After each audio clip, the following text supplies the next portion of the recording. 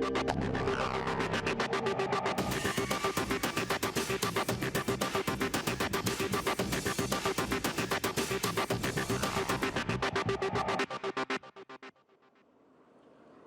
and welcome back to the Lausitz-Ring, the German Grand Prix, round 13 of the FIM MX2 Motocross World Championship with me, Paul Malin, and I'll be joined in this broadcast by a 125 European Championship rider from South Africa, Calvin Belanderen, who lies second in the 125 European Championship at the moment. Courtesy of another good ride here this weekend, and we'll bring him in a moment. But if you're just joining us for the first time, where have you been? But it's 30-odd degrees, it's hot, it's sticky, it's humid. It almost feels like we're back in Thailand, like we were for the second Grand Prix. But this brand new circuit here, about 60 kilometers from Dresden, is brand new on the calendar for this year because the normal venue, Tuschenthal down the road, is being fixed for the FIM Monster Energy Motocross of Nations at the end of September. So we're on the infield of the Lausitz-Ring, the European Speedway Circuit, which is a 3.2 kilometer long tri-oval car racetrack, and the 1,500 meter long motocross track on the infield has just been built in 5.5 days and was just finished in time for this race. They started last Thursday for 2 or 3 hours, then came back in on Monday and finished on Thursday evening. And it's a physical challenge, and with the heat and the humidity, that makes it even more interesting and challenging for the riders. We've had one MX2 race already. We're getting ready to go racing for MX2, race 2. Quick look at the track map. Say 1,500 meters long in its length, but doesn't look anything like that in real life. It's physical, it's bumpy. A little bit earlier, the riders went out for their sighting lap and get the chance to see the circuit second time around, because of course since their first race they've had MX1 race 1, and the track completely different. I'm sure they've fixed the jump faces, and be interesting to see how it all pans out in MX2 race 2.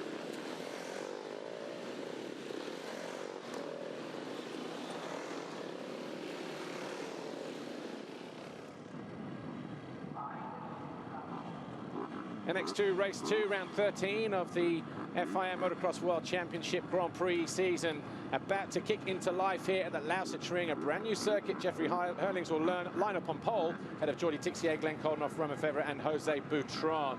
Alongside me, joining in the broadcast, will be Calvin Belanderen, the Bodo Schmidt Motorsport KTM rider from the 125 European Championship. He arrived second in the championship here, and he leaves second in the championship, but a third, a fourth, a fifth, a fourth. And just remind everybody where he finished in Moto number 1, Calvin. Yeah, the Moto 1 was pretty good. Jonas came across me in the start, and I managed to get behind him and pull inside in the first corner, and then went outside in the second corner, so that was quite good.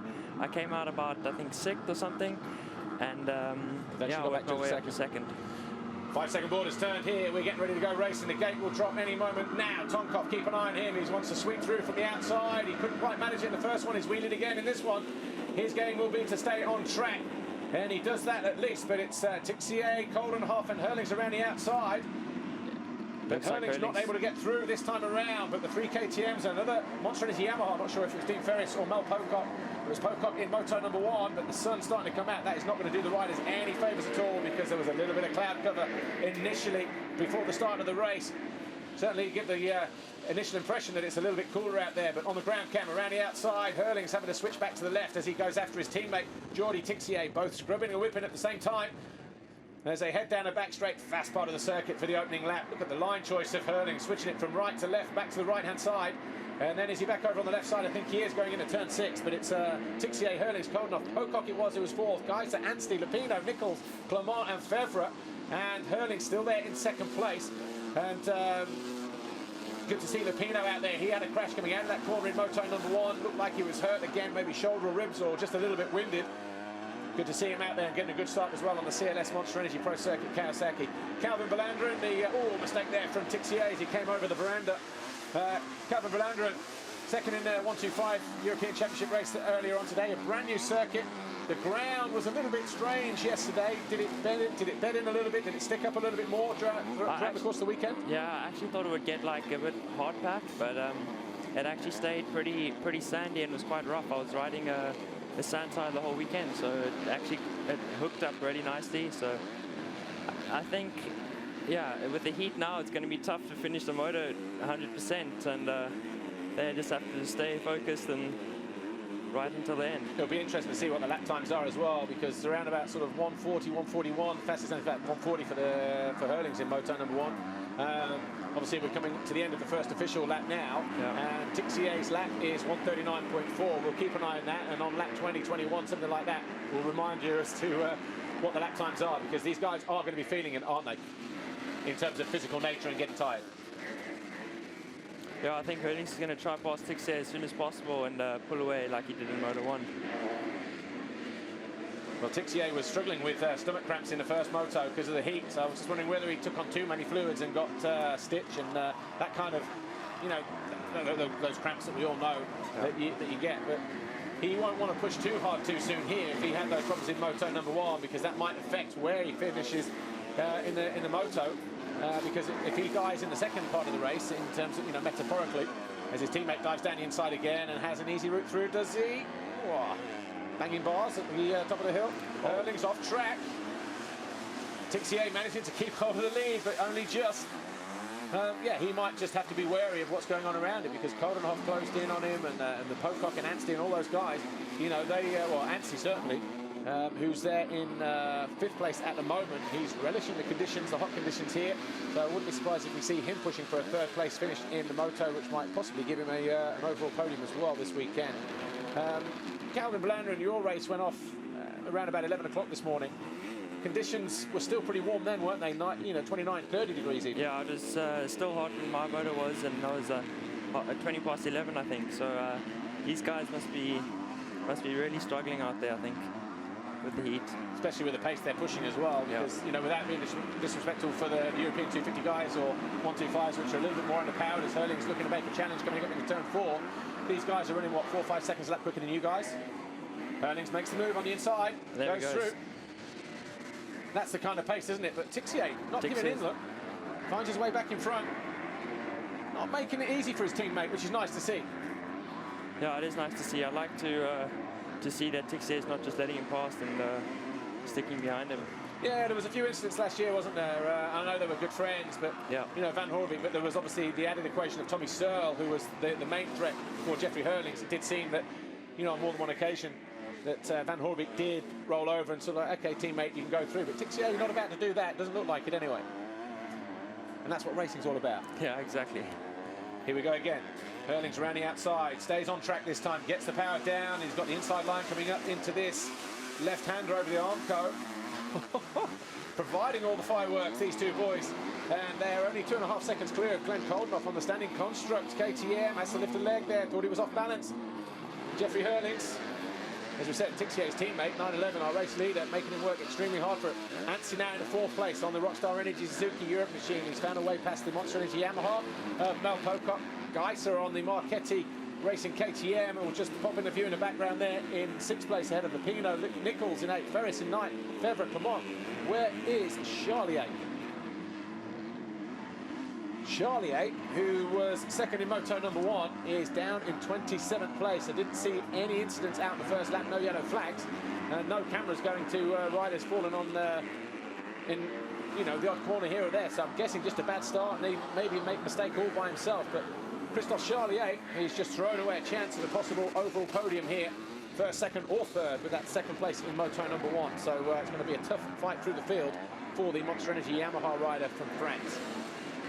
Calvin Blandren, you surprised that Jeffrey Hurlings still hasn't found a way past his teammate, even after 3 official laps? I'm quite surprised, but I think he'll get through. Tixier is a very good rider, and I'm really surprised that he's still holding on to it. And he's a very technical rider and very smooth, so I think this kind of track suits him, but I think the heat is also playing a part in with all the riders, and towards the end he mustn't push too hard, because towards the end then he'll be too tired, but I think he has it under control.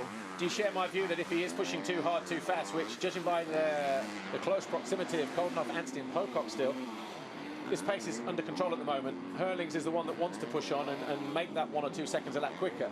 But if he is pushing on too hard, do you think he's going to suffer? He's going to be one of the first casualties to suffer and drop 3 or 4 positions at the end of the race? Yeah, maybe, but I think Hurlings is also maybe just sitting behind and saving his energy for the end of the race. But when you're trying to fight like this, you know, looking for lines, force around the outside, forcing the inside, you're also using energy there, aren't you, like he is now? Yeah, you like for me, the last few races I've been getting such bad starts, and to come from the back of the field to the front, it's tough work passing the guys. So especially you have to work that much harder to find the line, to pass him, so we'll see what happens. Well, Tixier goes to the inside to defend the investment that he's currently got a hold of.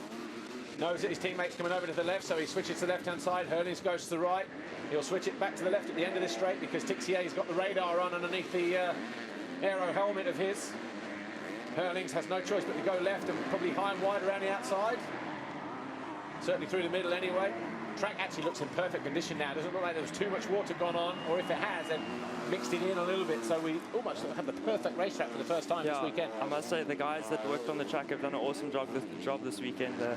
They've really worked hard, and I think to do the track in 6 days or how many? 5.5 days. 5.5 days. That's incredible. Trying again around the outside. This time he gets through. Nice move through the wave section there from Jeffrey Hurlings.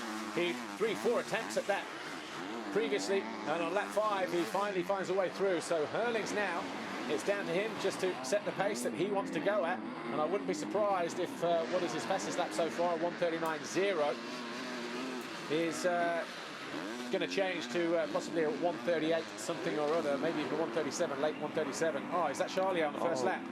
It's Ferrandis, well, Ferrandis there, and Charlie on board. So that was over the veranda, and that's Veris as well, disappearing off the track. So that's why we had that incident. 3-4 bikes there as well. One going off the track. Ferrandis picking himself up a little bit injured. I saw Peter Petrov was also involved in that crash. So Ferrandis, yeah, he's out on the first lap. Petrov down in 25th. He's still circulating though. And Charlie now up in the 23rd place, the number 23 Monster Energy Yamaha rider. But check out this guy here, number 14, Rockstar Energy Suzuki Europe. Number 14, Max Anstie. Just starting to find a little bit of confidence and a little bit of form. He's had 1 or 2 issues that prevented him from getting off the line maybe. He's had 1 or 2 first lap crashes in qualifying as well that have hampered his line choice for the position going to the line for the motos that count. Got a good qualifying yesterday, good first race. Certainly going to be riding on a bit of confidence now though, isn't he, you would think? Yeah, I think I've been really surprised or shocked by the way Anstie's riding. Like the beginning of the season he did really well in Qatar and Thailand, and like he dropped off a little bit. I think maybe he had some problems, as you said, and now he's really riding well. Like the first race of one of the best races I've seen him ride. So yeah, I'm very surprised with the way he's riding. Okay, he's looking good now. Seva Brulyakov goes over the bars through the front door as he drops down into turn 13, just behind the mechanics area, behind pit lane. But he was, well, the Garibaldi Honda rider, I don't think he was inside the points actually, but Max Anstie, number 14, going after 3rd place. Glenn Coldenhoff, 259, standing construct KTM, and look how close 911 is to them. What about Mel Pocock? He's there in 5th position. Sure, somebody's had a word with him. If you get a good start, don't hang around and pace yourself. Just put all your eggs in one basket and go and open up a gap over everybody else, which at the moment, 8 seconds back to 6th place rider Lupino, who's riding a little bit injured. As we look at a replay, the second attempt, I think, of Hurlings trying to go round the outside of his teammate and failing. Is that what it looked like from this side, or is this the pass? No, that's the pass. Look at it. This is the pass, I think. Using his legs, working so hard. I mean, when you look at somebody like Jeffrey Hurlings, Calvin Blandren, and you watch his riding style, it's almost difficult to replicate, isn't it? Yeah, for sure. He's on another level, I think. He's like him and Roxon, I think, are very similar, and it's very, very nice to see as they grow up. And because I raced with Hurlings in 2008 on 85s, the World Championships in here, and riding with him, it's very deceiving. That's when he was on Suzuki's, wasn't he? Yeah, F1 Junior World Championship. Yeah, he was riding Suzuki. So he was world champion. He won World Championship there. The 38.4 for Jeffrey Hurlings, just as we suspected, down into the certainly out of the 39s anyway, which was the previous fastest lap. But second, third, fourth battle right here now. 9-11, 259 and number 14. Jordi Tixier, Glenn Coldenhoff, Max Anstie just losing a little bit of ground there as Coldenhoff, the second rider in shot, just looks to find himself getting closer to the rear wheel of Tixier, starting to believe that he can take second position here at least. He'll want to finish at least on the podium though. If he finds a way past Tixier and then gets passed by Anstie, he'll still realise that. But as we've seen, Calvin Valandren, Jordi Tixier is not about to give up the position too lightly, is he? If he's about to wrestle his teammate off the track. Yeah, we'll see what happens. But I've seen Coldenhoff's had such awesome first races this year. And second race, he has normally some bad luck or maybe a crash. But now he's running in third position at the moment. Hopefully he can stay there. Yeah. We'll see what happens. I mean, pretty right, you know, second, seventh, 7, 8, 5th, 4th, 5th, 6th. Just those kind of inconsistencies just kept him off the podium overall. He's been fourth a couple of times. But, yeah, it's just how it is, I guess, you know. I think he's still fifth in the championship, so it's still good for him. Yeah, when he arrived here, he was just 17 points off of Charlier. Charlier would have extended that lead or that position in the championship. In terms of his overall, Coldenhoff started off fourth overall at the opening round. He's been fifth and sixth and seventh a bunch of times. Never been out of the top 10 though, but he did take a fourth in Brazil as well, which was the last time he narrowly missed out on a podium. So in terms of where he is at the moment, Glenn Coldenhoff looking like he could finish third overall this weekend on 36 points.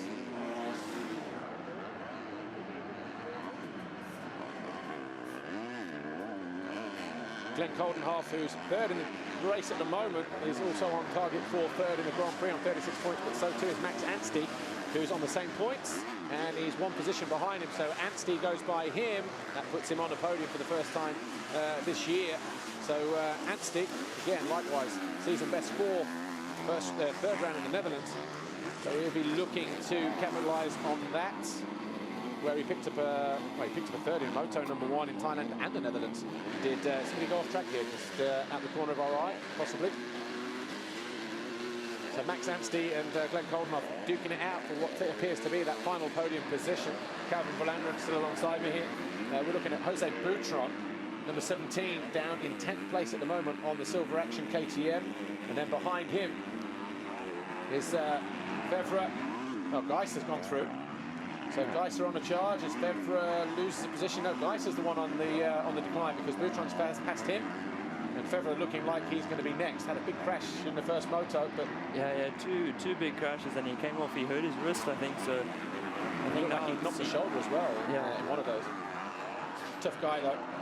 You see, it's part of the season due to a leg injury that he picked up when we got back into Europe, but here he is trying to pick up the pieces and trying to pick up as many points as he can and give himself a respectable finish at the end of the season as Tixier and Coldenhoff, 9-11 and 259, going after second place here. Anstie just keeping a watching brief, ready to pick up the pieces should there be any, of course. Give you a quick rundown with 20 minutes plus 2 to go. Hurling's already 10 seconds clear of Tixier. Coldenhoff is third. That's the battle here for second position. The three-rider affair, including Max Anstie on the yellow machine, number 14. Mel Pocock is about 2 seconds further back in 5th, and it's Alessandro Lupino in 6th. Dean Ferris 7, Jake Nichols 8, Butron 9, Geiser 10, Fevre, Lamont, Tonkov is 13th, Maxime Dupre 14th, Elliot Banks-Brown in the points again ahead of his teammates, so both the HM Plant KTM UK machine riders inside the points. Harry Koulas is 17th, Kevin Ford, Jeremy Sura and Charlier now the final point scorer in this second race, and there's got to be a lot more to come from him. That's for sure. The guy who currently sits 4th in the championship, Christophe Charlier. Nervous look over the shoulder then for 9-11. Jordi Tixier, keeping an eye on what's going on behind him, and there's a lot of action going on behind him because he's got Coldenhoff, Anstie, and Pocock. So Pocock. There goes Coldenhoff. Joining in on the action as Coldenhoff looking to go round. Pretty tight through there. Getting the job done though. So the standing construct KTM number 259, but look at that straight response from Tixier. Looking like he was just about to hit the wall there, and just like he did with his teammate Hurlings earlier on in the race. Oh, you want to come by me? I don't think so. So back in second position for now. We're going down the pit lane. Thomas, it looks as though we're seeing a return to form from Max Anstie. How was he feeling when he came in from the first race? Max is used to do it. I think he's one of the only guys who can come from P20 to P4, and he showed in Finland, he showed there he's in a real good shape. So condition-wise, I am not fair about him, so that will be fine. Thanks, Thomas. Okay. I think the word he was looking for, bias possibly there, but Thomas Ramsbacher, Suzuki International, and obviously a big part of the Rockstar Energy Suzuki MX2 Europe squad. Keeping a close tab on what's going on with his rider there, number 14, the third man in shot on that yellow Suzuki. Coldenhoff, though, spending a little bit of energy trying to find a way past Tixier. Tixier likewise, stomach cramps in the first moto, fighting to stay ahead of Coldenhoff. And Anstie, you kind of feel, maybe just biding his time a little bit, Calvin Bellandren. What do you think? Yeah, but I also see Pocock is right there, so it's not showing him much, but he's still fighting, and he's, I think, especially with Anstie just ahead of him, I believe that only 2 seconds behind Anstie, so right, probably even less than that as it come over the line. It says like what was it, 1.2 actually, I guess, but Lupino back there in the far corner, so that gap still 11 seconds. So Mel Pocock in a strong position in this second moto. He made that mistake in the first race, and an opportunity lost, but that caused him to get lapped as well in the closing stage of the moto. But he's with a good chance here of at least a fifth if he keeps it on two wheels. A fourth should Tixier Coldenhoff trip each other up, but you know, a third is a possibility here for Mel Pocock. That'd be great for him as Lupino goes out of sixth place. The CLS Monster Energy Pro Circuit Kawasaki rider then. A luckless GP for him here. A crash in moto number 1, and mechanical it looks like in moto number 2. Looks like something's wrong with the bike. So he's parked that the Kawasaki side of the track, and Lupino will go out of here pointless. He'll look to Czech Republic and Lockett in a week's time, which incidentally is going to be the next round for you. You've got a pretty stacked schedule now, haven't you? The last 5 Grand Prix is also the last 5 European rounds for you guys. Yeah, for sure. It's very busy for the MX125 riders. Yeah, we go straight now to Lockett, and then the World Championships the weekend after in also in Czech. Yeah, the Junior World Championship. Yes. And then you got Belgium, then Matterley, then a week off, and then Lierop. Yeah. Out of those tracks, which have you ridden before, and what are you looking forward to? My first ever European, I raced in 2011 in Lockett, and I did, I think, 10th, top 10 there, so which I was really happy about. Lierop, I've practiced there a few times. I really like the track. I'm also a good sand rider, so that will be nice for me, I think. Yeah, Belgium last year wasn't the best GP for me. I went out there with no points, scored no points there, so hopefully I can change that around, you know. And what about Matterley? Matterley, that's one of my favorite tracks on the calendar. It's really sick. I love it. Looking forward to that. Yeah. Well, suddenly, Tixier's got the breathing space, and it's Coldenhoff coming under pressure from number 14, Max Anstie. So Tixier just being let off the hook here as Coldenhoff trying to defend his third place. Pocock still there, look, just landing off the Monster Energy tabletop, jumping in the background about a second or so just behind Max Anstie. You can see the Yamaha popping a shot now, just coming over the corner jump, or the veranda. Calvin's very, I mean, watching from here, the track doesn't look, it looks bumpy, but riding it, it's completely different, isn't it? Yeah, for sure.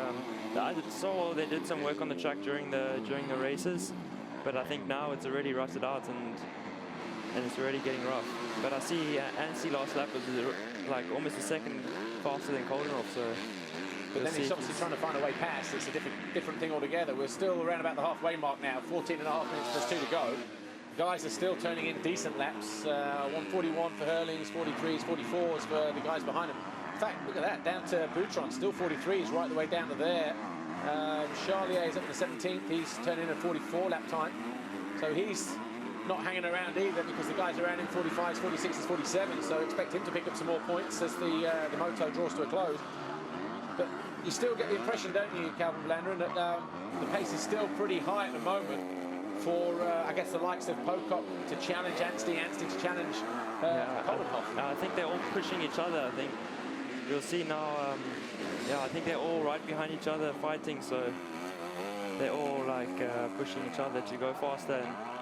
I think that's when sometimes in the halfway through the motor you get tired, and then you see someone in front of you, you want to push and get them, and then you lose it. You know, you don't feel tired anymore, and you feel good. So that's like Tommy Searle. You know, some circuits you arrive at and immediately you have a good rapport with, and he arrived yesterday. Free practice was fast. He was fastest in pre-qualifying. He won the qualifying heat and put in a good performance in Moto #1. And you know, it's just strange how that happens, isn't it?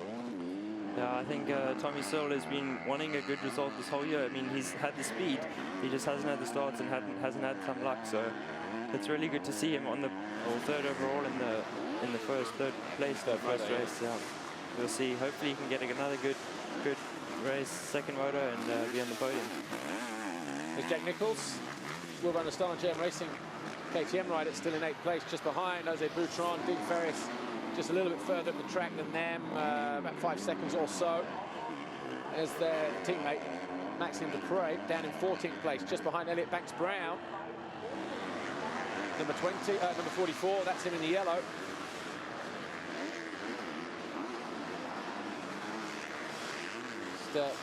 Charlier work his way through as well, so says he's 16th on the board at the moment, but I was wondering whether there was 1 or 2 back markers in there, because Geiss 12th, Banks Brown 13th, Dupre 14th, Kulas, no, maybe not actually. That's just all reality ahead of him. Big points on the board if you can get by those guys, because Kulas, Dupre, Banks Brown, Geiss would put it up to 12, that'd give him 9 points. But Jeffrey Hurling's hardly putting a foot wrong. Again, having another big practice crash during the week, just before coming here. Put that behind him, as he often does, and proven once again that the kid's made of rubber. Bounces well at the moment, still young enough. Calvin Verlanderen, 125 European Championship rider, born and raised in South Africa, living here in Germany, riding for Bodo Schmidt Motorsport KTM. How old are you incidentally, 16? Turned 17 in June. 17, so just 17. Who were your heroes growing up? Tommy Searle is still my favourite rider. Oh, yeah?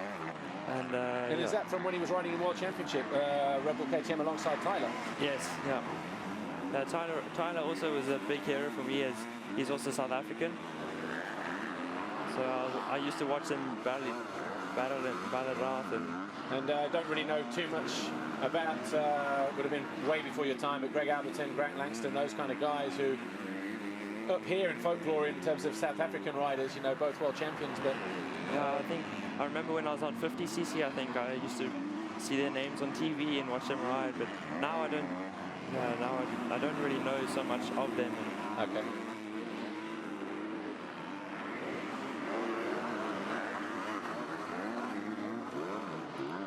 Just under 11 minutes to go, plus 2 laps in MX2 race 2.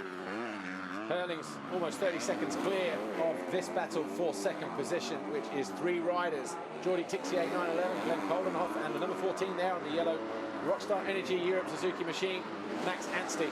Mel Pocock just falling off the back of this group now, about 4.5 seconds behind, but he's got 10.5 minutes plus 2 to go.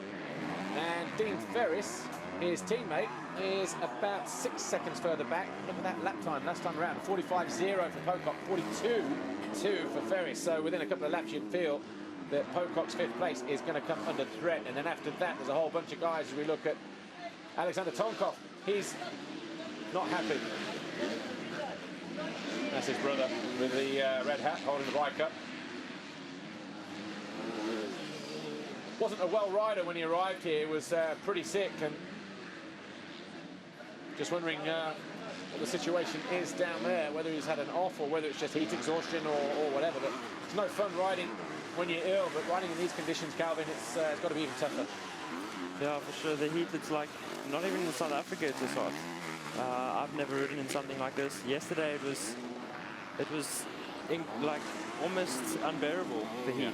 It was 37 degrees hot and humid yesterday. Yeah, and really humid. So I can imagine I only do 25 in 2 laps, and these guys do 35 in 2 laps. So and twice. Yeah, and twice.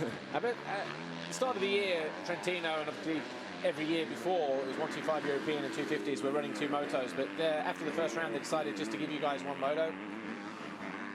I guess in some ways it's an opportunity to lose less points, but on the other hand, it's a lost opportunity to gain points on a rider should there be a problem in the second motor.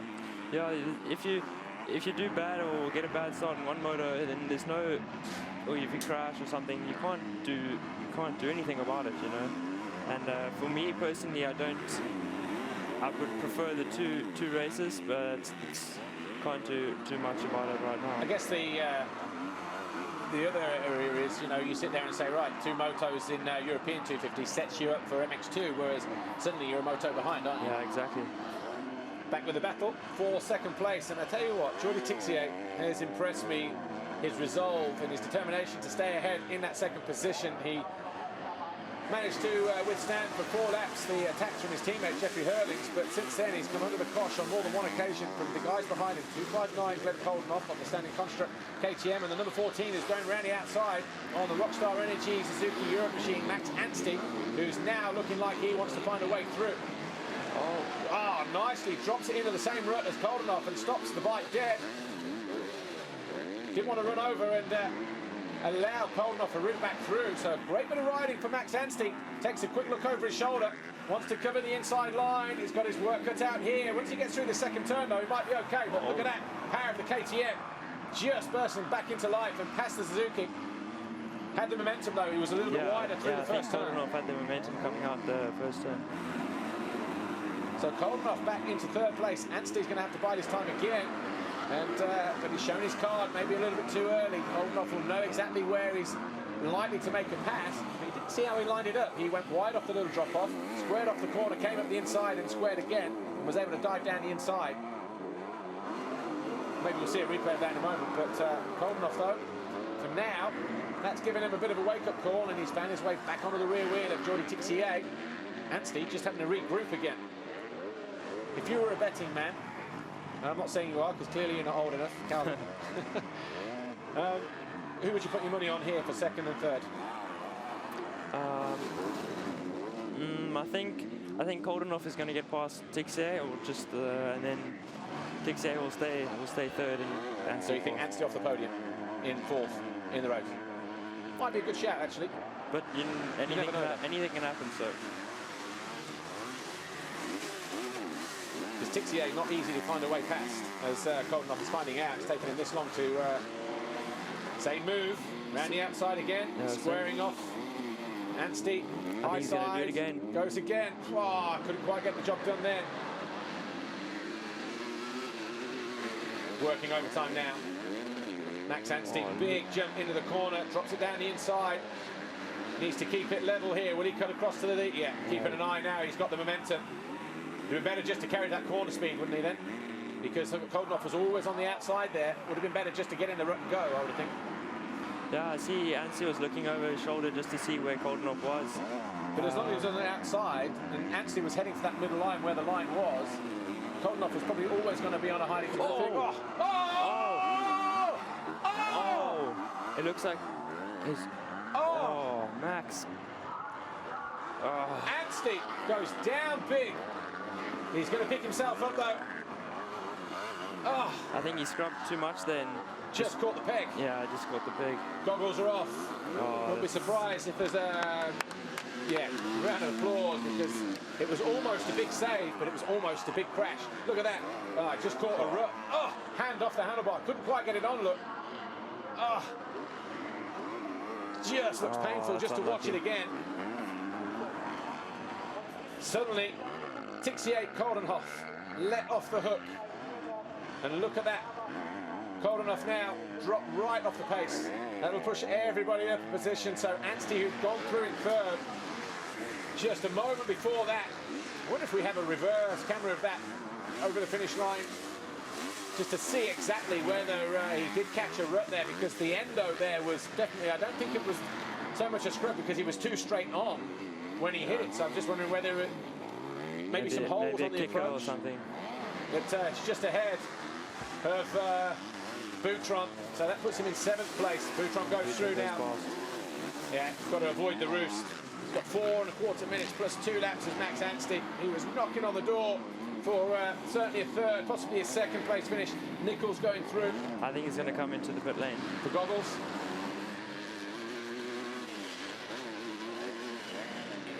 Yeah. Just wondering as well how much damage, when he landed across the handlebars. We'll soon see now. is continuing. How much damage just on the chest and on the handlebars. You know, you're hanging over the handlebar there. He's a lot of pressure going through the left wrist because of the landing one-handed. Tough blow for Max Anstie. So he's going to have to live to fight another day, but I think he's shown enough for us to see that he's still there. He's still got it. And I was talking to a couple of our logistics guys here who base themselves in the Czech Republic. 40 degrees there this weekend. So it's hot this weekend, going to be even hotter in a week's time in Lockett. So ice vests and lots of fluids on board for everybody. That's when the 125 guys, Calvin, of which you're one of those, we saying, yeah, glad it's only one moto. Yeah.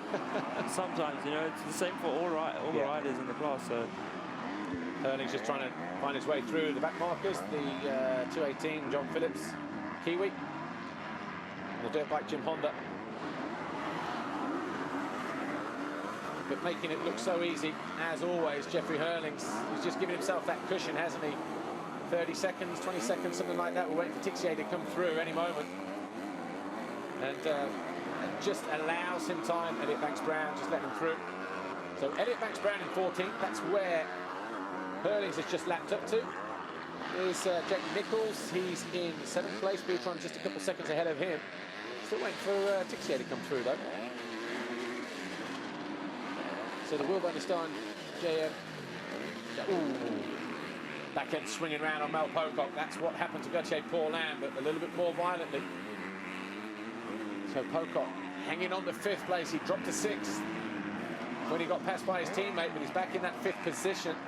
And for Pocock, he's going to see if that was his best finish of the season. No, he had a 5th in Brazil, moto number 1. But he's just been passed by Butron. Either way, though, he's in 6th place. I think now the riders are starting to feel to get tired, and now with 1.5 minutes plus 2 laps to go, it's starting to get to the end of the race, and I think they're going to be happy to see the 2-lap board come off. Yeah. Well, Hurlings is going to make him do another 4 laps here because he's going to come over the line in a moment. He's got a 38-second gap over Jordi Tixier. He is 126 clear, or 101 clear of Mel Pocock, who is in 5th place. He's completed 19 laps. And we already know that Banks-Brown has been lapped, so Hurling's over the line any moment now. Look there.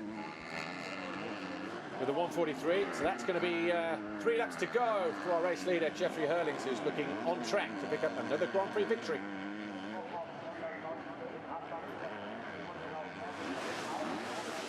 Mel Pocock starting to fade in the heat. He put all the eggs in one basket. He went with the big guys at the start of the race, and he's now starting to feel the, holding his stomach. I wonder if he's got some stomach cramps there, but he exerted himself. He went out for the max. And just with a couple of laps to go, he's found himself just falling back into the clutches of the likes of Jose Butron and Jake Nichols. Max Anstie is still circulating unbelievably in 8th position. I would be surprised if Anstie found a way back through, riding without goggles and probably in some discomfort. But the way that Mel Pocock is now starting to fade so drastically, I wouldn't put it past Anstie just to hang in there, because he's not that far back with 2 laps to go, 3 laps to go. What do you reckon, Calvin? I'm not too sure. I think he's just circulating just to get some points in the... Who, Anstie? Yeah, I think Anstie is just... like, as you see, the last lap time was 1:54, and the other riders are doing 52 for Pocock, who's not had a crash, but is just fading in the heat. Be interesting to see, though. Here's Dean Ferris, his teammate at Pocock. He's in 4th place. He was unfortunate in moto number 1. When, just a couple of laps to go. 1 minute he was looking at 2nd. And then, 5-6 laps from the end. Just lost a leg over the right-hander, the veranda around by the front of the Monster Energy Station. Changed his line, Steve Dixon said. And just caught his leg, and that threw him off balance and off the side of the track. And from going from 2nd position and possibility of looking at a podium, dropped him down to 9th by the time, it was just through this corner here. By the time the checkered flag fell. In terms of the overall Grand Prix, of course, Jeffrey Hurling's looking at another 50-point maximum, 25 points for each race. Tixier is going to be 2nd with a 3rd and a 2nd. Holdenoff is going to pick up 3rd with a 5th and a 3rd, puts him on 36. Charlier is going to miss out That's how expensive that poor start and that crash on the opening lap through that same veranda turn has proven to be. So Boutron, 5th, Ferris 6th overall. Anstie still on course for 7th, but he was looking at a definite podium overall after finding a way past Boutron, because after finding a way past Coldenhoff, because that definitely got him 3rd in the GP. I see Romain Fabre has got past Anstie and is now in 8th So yeah, position. maybe Anstie then just cruising now for points, as you rightly suggested. But Dean Ferris coming under pressure from Boutron. Boutron just laying down the gauntlet. Going to cut to the inside here of the Australian. Goes through, easy by in the end. Ferris didn't offer too much resistance, or he might try to go back at him here down the back straight, but no, the challenge is gone. And Boutron then slots himself in the 4th place. He'll be pleased with that. Hot conditions out there though, can't emphasize how warm it is. Even going from here to where we did the studio show at 2:15, 35 degrees, hot, humid, sticky, just immediately reminded me of being back in Thailand, just that close humidity. And you know, just walking from there, you kind of feel it going from here to there. Oh, Charlier, is that damage from the crash? Wouldn't be surprised, because he landed clean on the top of Dylan Ferrandis' bike when he crashed in front of him on that first lap. He's in 12th place. It'd be cruel for him to go out now with a possible mechanical if they're not careful. And that was blue smoke as well. That was oil. That was an oil seal of some sort, wasn't it? Possibly. Yeah, I think so. I see James Dunn is still in the points with lying 17th at the moment. Petrov is caught up to 15th, which is really good. Yeah, he had a tough first lap. He was also involved with that incident. But Hurling's more than 30-odd seconds clear of his teammate Tixier. Coldenhoff 3rd, Boutron now 4th, Ferris 5th, Nichols 6th, Pocock 7th, Fevre 8th, Anstie 9th, Geiser 10th, Kulas 11th, Dupre 12th, Banks Brown 13th. So 2 good races for him today. Clermont is 14th, Petrov 15th, James Dunn, that would be the most points he scored in a race, I think, in 16th. We'll check that in a moment. But Jeremy Stewart, Evan Havey on the Scott Racing KTM, Christophe Charlier 19th, dropping down the order and out. No, yeah, 19th, still there. Is it 2 laps down already? Just wondering whether he's just circulating and just trying to nurse that Yamaha home. I think he'll be classified with the result even if he went out now, because we're on the final lap. So Hurling's then down past pit lane for the final time. Another masterful display. Getting ready to lap Max Anstie, who will offer no resistance whatsoever, because that's 1 lap less that he's got to put himself through. Although, having said that, he did try to stay ahead of Jeffrey Hurlings, but Hurlings then comes over the line. He takes a checkered flag and wins the German Grand Prix here at the Lausitz Ring. Of course, it's another perfect score, and that's 13 Grand Prix victories in a row this year for the Flying Dutchman. Yeah, I think in Lockett maybe he can clinch the title if it carries on the way he does. Well, that was the plan for him, I think. We'll have to look at the how many points are on the board. We've got is it 200 points left on the board after, yeah, we've got 4 rounds left, haven't we? 50 per round, so 200. Yeah, he was 151 left before he arrived here. So there's a potential second Moto World Championship crowning. If not, then first race Bastogne. Depends what this guy does here, though. Exactly. Depends what happens in the first 2 races in Lockett. Never know. Hurlings can go down in the first turn. It's one of those things. They've changed the position of the start straight as well in Lockett. I heard some stories that they've changed the start a bit, but it's behind the work area as Tixier comes over the line in 2nd. So where you used to go past pit lane, turn right and drop down there, the start first turn feeds into there somewhere on that elevation where the marquee used to be. Glenn Coldenhoff, he'll be pleased with 3rd overall, because that'll get him on the podium for the first time in 2013. I'll get him his first career podium as well. There's Max Anstie seeking some medical attention down there as well. Wouldn't blame him. Wouldn't blame him, actually. Just wondering if he's coughing up a little bit of extra fluid that doesn't need to be, but battled on. Such is the nature of his character. Max Anstie, battered, bruised, walking wounded, holding his chest, arms, shoulders, walking like an old man at the moment, but he'll definitely need a week off. But Glenn Coldenhoff, first career podium for him on the standing construct KTM. Calvin Blandon, thanks for joining us up here in the commentary booth. A little bit different to watching out there in the heat. Yeah, thanks for having me, Paul. It was awesome to come here and talk with you and see the race. No worries. Well, we'll see you in Lockett. Of course, wish you all the best for the next round, round 5 of your championship. What's the plan? Go there and just win? It's not easy, is it? Jonas is riding pretty good. Yeah, Jonas is really riding well, but also Anton Lundgren is on the gas at the moment. Van der Vlist is also riding really well. There's maybe 5 or 6 guys that are really riding well at the moment, so it's not an easy job. You have to get a good start, stay focused, ride smooth, right up to the last lap, you know. So right up to the checkered flag actually. So the goal is to get a good start and to win, but it's not as easy as what it sounds. Okay, well, look, thanks for joining us up here. Congratulations on your 2nd place this weekend, and we'll see you in Lockett in a week's time. Cool, thank you. Calvin Verlander and everybody. Right, let's get back to some unofficial results. Jeffrey Hurlings winning moto number 2 from his teammate Tixier. Koldenhoff 3rd, that's your podium as well.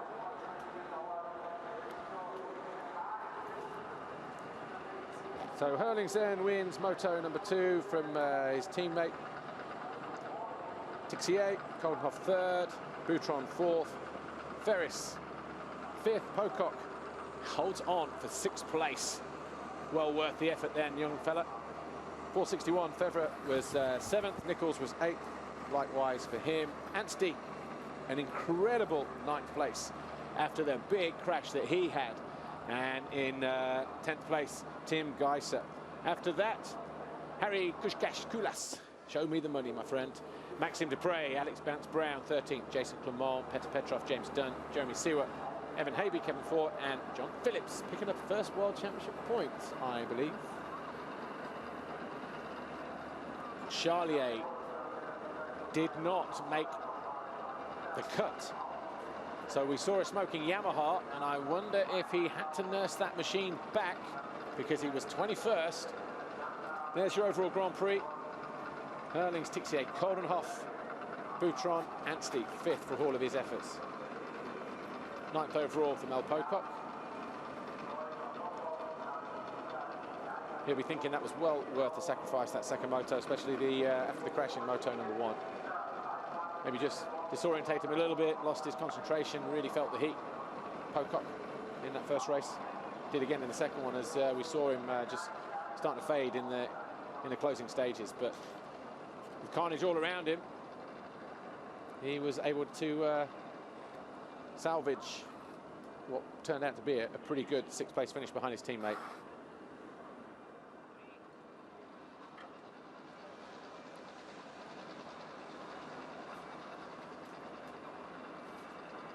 Overall championship then looks like this.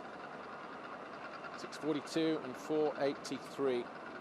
It's obviously not going to be crowned world champion today, Jeffrey Hurlings. But he is 159 points clear of his teammate. Could do it in Lockett, but it needs everything to go his way. His teammate needs to be seriously unlucky if that were to be the case, but 200 points left on the table.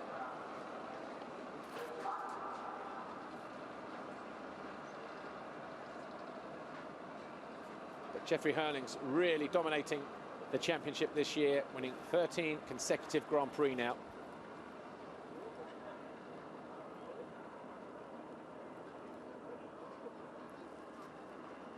Getting ready for the podium ceremony in a moment here at the Lausitz Ring. 13th round of the FIM MX2 Motocross World Championship in Germany. Jeffrey Hurlings, the overall winner of the Grand Prix. KTM extend their lead in the manufacturers' standings as well. Yamaha, Kawasaki, Suzuki, Honda, TM. No change there. Podium time then here at Lausitz Ring. 3rd overall for the first time in his career. Glenn Koldenhoff mounts the podium, and it's in 3rd place. But he is absolutely spent. I'm not sure if he has the energy to get on there or if it's just relief at finally getting onto the podium, or whether he's just caught an ankle or a leg and just can't even make it onto the podium. He's going to have to get on there in a moment, though. Here we go. 2nd overall, Jordi Tixier, Red Bull KTM Factory Racing. They need to swap places, look. Should have thought about the times that Tixier's climbed the podium. He would have known that. And our overall winner, Jeffrey Hurlings. So once again, a Red Bull KTM Factory Racing 1-2. Congratulates Koldenhoff as well. So 2 Dutchies and a Frenchie. And Stefan Everts, former 10-time world champion, of course.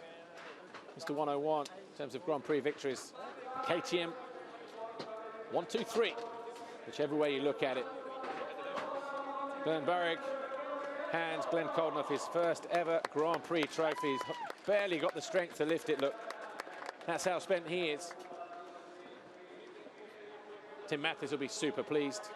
The team owner of Standing Construct. KTM, Michael Steiner handing a second place trophy to Jordi Tixier. Obviously recovered well enough from his stomach cramps in Moto number 1 to salvage a second overall in Moto number 2. And Sigurd Heinz hands Jeffrey Hurlings his 13th straight victory in the season, which is a record in itself. But the guy to his left, Stefan Everts, who's going to pick up Manufacturer's Trophy, has 14 consecutive Grand Prix victories when you count back to the previous season. The last 2 and the next 12. So Hurlings knocking on the door for that. But Dr. Wolfgang Schröb, the director of the FIM Motocross Commission, hands Hurlings another red plate. Of course, he's dominating the FIM MX2 Motocross World Championship in 2013. And of course, he leads as we go to the Czech Republic in a week's time.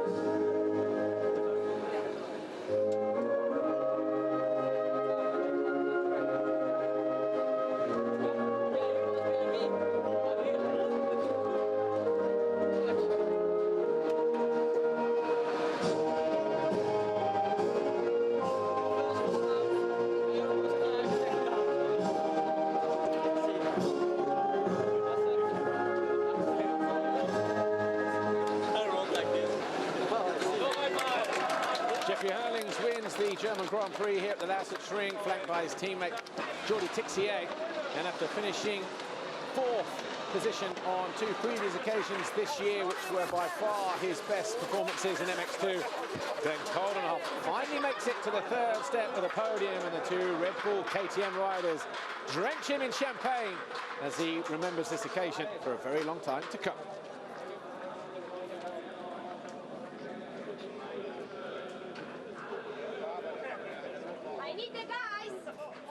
In a moment, they'll make their way down from the podium area. Hurlings, Tixier and Coldenoff. And before we get to speak to them, here's how it went down. MX2 race 2, the gate dropped, and it wasn't a good jump for Jason Clement in the middle of the gate there. Instead, it was Tixier, Pocock, Hurlings rounding out the first turn in the top few positions. The battle up front was between these 2 guys. Eventually, Hurlings went through on his teammate at about the 4th time of asking around that same part of the racetrack. But then Tixier, question mark, starts to appear. Would he have what it took to stay ahead of Coldenoff and Anstie, who was on the charge and briefly into 3rd before being retaken by Coldenoff? Had to do it again a couple of laps later, and then guess what? Just as he got into 3rd place, there was a scrub, and Anstie went down. We thought he'd saved it, but he went down hard, and he picked himself up, rode through the pain barrier, and eventually picked himself up to finish an heroic 9th place. Jake Nichols battled on to finish in 8th. Dean Ferris eventually succumbed to the hard charge of number 17, Boutron. That was 4th and 5th decided. The flag went out. It was another Grand Prix win for Hurlings. Jeffrey Hurlings, you are a German Grand Prix winner. Somehow you made it look easy, but I'm guessing it wasn't. It's never easy to win, but made it look pretty easy. You know, I had to struggle the first 4 or 5 laps to get past Jordi, but by the time I passed him, you know, made it easy work for myself and checked out with about 40, maybe 50-second lead. So really happy about my stars. Came out 2-time second today, and looking forward to next week to look at. Hopefully rip with the championship there. Yeah, never could do it without Red Bull KTM racing team. So thank you guys. We'll see you in the Czech Republic.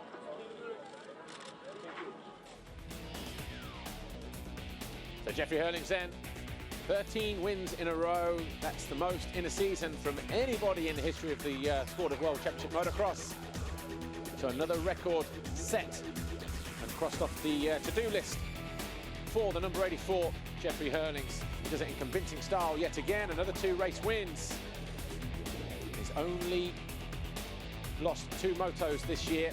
Never finished off the podium in terms of race finishes. And still undefeated in terms of overall Grand Prix victories this year. Jordi Tixier was second. Here he is. Jordi Tixier, second overall here today. It was a massive ask from you riders out there, but you had a great second race. You had the race lead, then just lost it, but still a great performance. Yeah, sure. I'm pretty happy because when I saw the weather for sure, I was not so happy. I was a bit worried about the race, but I got the all shot in the second moto, and I give all in the first few laps to stay in front of Jeffrey because I want to get speed for the next year, and that's what I did. I stayed 4 laps in front of him, and I'm pretty happy about that. But I was already died 1 time, so I tried to push again because Glenn and Anstie was behind me, so I was died 2nd time, and the last time I give all because Glenn was just behind and I died 3 times. So well, a great job from you, second overall this weekend. Thank you very much. Somebody's having a laugh with him, aren't they? How many times can you get the word died into your post-race commentary interview? But either way, Jordi Tixier's battled hard this weekend. Second overall. It was worth the effort. Of course, another Red Bull KTM 1-2. But what about Glenn Coldenhoff, standing construct KTM? First time ever he finishes on the MX2 podium. He looks a little bit in discomfort as he tried to get onto the podium. See how tough a weekend he's had. Glenn, I know this is a big moment for you and you're feeling quite emotional, and it's been a really, really tough race, but congratulations. Thank you. Finally the ice is broken. Second Dutch flag on the box means so much to me. I never could do it without standing KTM, all the support behind me, and you know, it's so emotional, especially after the 4 years of injury. This means it's so special. Well, many congratulations. I don't think everyone will agree. No one deserves it more. Highly emotional Glenn Coldenhoff there, taking his first ever career MX2 World Championship podium, and you heard from himself there just how tough a journey it's been. Just injury after injury the last 3-4 years, and to finally get on there. And he made reference as well to see the second Dutch flag on a podium as well means a lot. So highly and hugely patriotic. So Coldenhoff, third overall this weekend in Germany.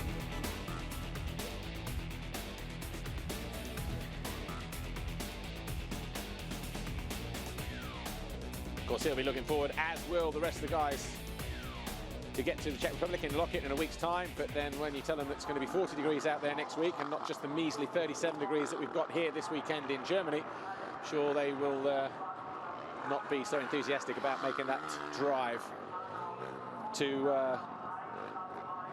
the Czech Republic in a week's time. Well, so far this weekend it's been pretty good, actually. We've come to a racetrack that was built in 5.5 days. The circuit 1,500 meters long. We've seen the debut of the 150 Honda European Motocross Championship, Mitchell Lewis winning that. So the Brit. Julian Lieber, we've seen him knocking around the paddock with his brother, the Rockstar Energy Suzuki Europe MX2 guy. That's Tony Cairoli dropping a little bit of Red Bull onto the peak of his teammate, Ken Dyker, who knew too well what was going on. Those two good friends. Trying to take his foot there, look. Good to see those guys having fun all the time.